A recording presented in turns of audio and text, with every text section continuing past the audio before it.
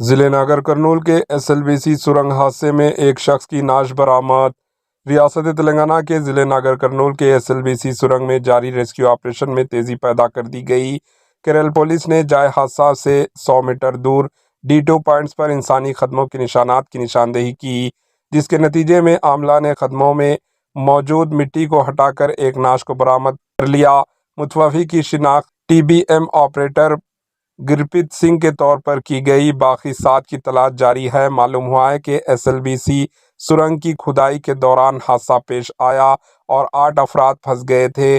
سرنگ میں پھنسے افراد کی تلاش کرنے کے لیے مختلف ایجنسیوں کے کارکن 15 دنوں سے کام کر رہے ہیں۔ Bureau report AHN news.